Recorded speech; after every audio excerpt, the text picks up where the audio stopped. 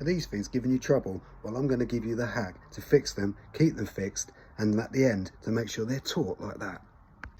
Okay guys, welcome back. For the sake of this video, we are going to destroy this pull start, which I've actually only just fixed. So what we'll do is we will cut that,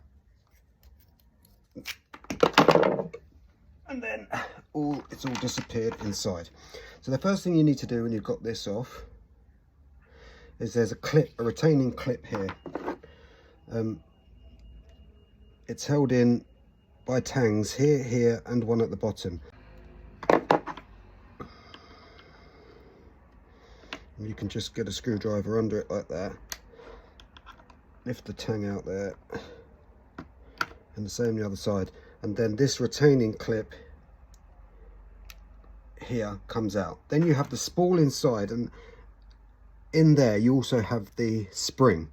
Now you want to try, if you can, to keep the spring intact in there so it doesn't all flip out.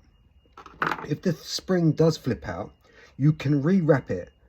You can do it. You hold it in your fingers and you can rewrap it and tighten it like that.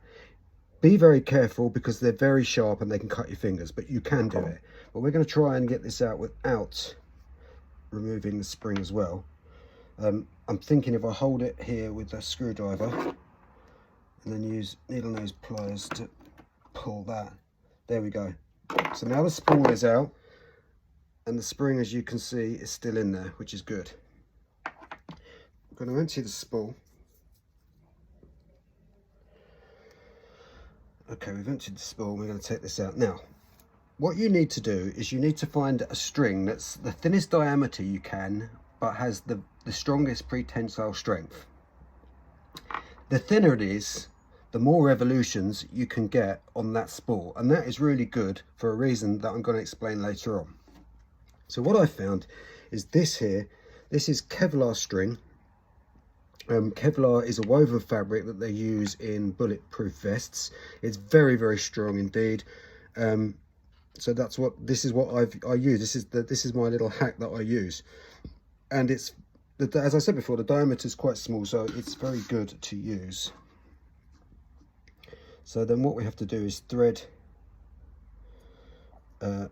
this in to that hole, the hole in the spool. Okay, I've threaded the Kevlar string through the spool, and now we have to put a knot in the end of it. Okay, I've knotted it, but the knot size is quite important because you want the knot big enough that it won't pull back through that hole, but not too big that when you offer the spool back into the case, it doesn't cause friction and make it difficult to retract. So anyway, that's in there now, and that will lie flush. The only other thing about this Kevlar string is you can't melt it with a lighter like other string to make a clean end on the knot. That's just one thing you need to remember. So then once you've done that, you need to work out which way you need to wrap this, so when you pull it, it pulls the spring so it will retract anti-clockwise. So as I said before, you can get lots and lots of revolutions of this string onto this spool because of the diameter of it, and that's going to help us at the very end a lot. So you just load it up. You want to load it with a bit of tension, but not too much, because if you put too much tension onto the spool, so it takes up less room, when you have reassembled it and you pull it and it wraps itself back on, it won't be wrapping itself back on with the same amount of tension, which will mean that the string and the spool will take up a greater area. That will also rub on the case and make it difficult for it to retract. So just put a fair bit of tension on, but nothing major. Okay, so that's enough here. And what we can do is just cut this off. It's quite difficult to cut. Okay, so that's it. The next thing we have to do is get this little groove here to engage with the spring that's inside.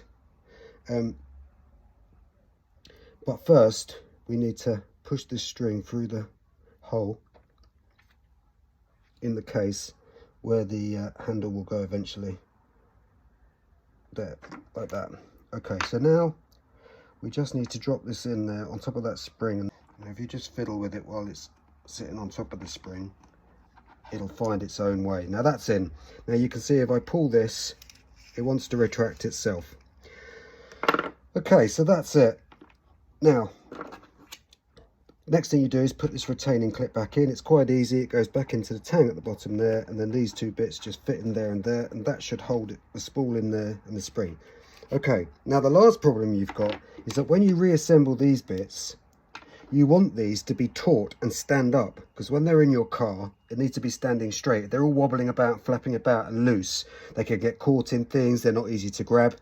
Now, a lot of videos on YouTube I've seen where they do this weird thing where they try and rewrap this, the string around the spool while it's still in there, and it was bugging me, and I thought, well, that's a real pain in the arse. There must be an easier way, and there is an easier way. And that is because of the diameter of this string. We've been able to get more string on here than you normally would, which means we've got extra we can play with, so we can afford to lose some. So all we need to do then is load back on these fitments. There's one, there's the other one.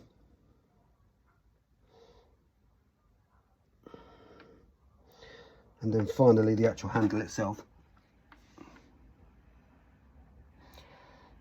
And like I said, you can't burn this string to make it easier to manipulate, so it's always sort of a little bit frayed. So that's it. Now we need to tension this so this will stand up on its own, and as I said before, because we put so much diameter in it, we can just pull it like that and that will give it its own tension, because this we can afford to lose because we put so much on there. Maybe just loop it again, make the knot just bigger.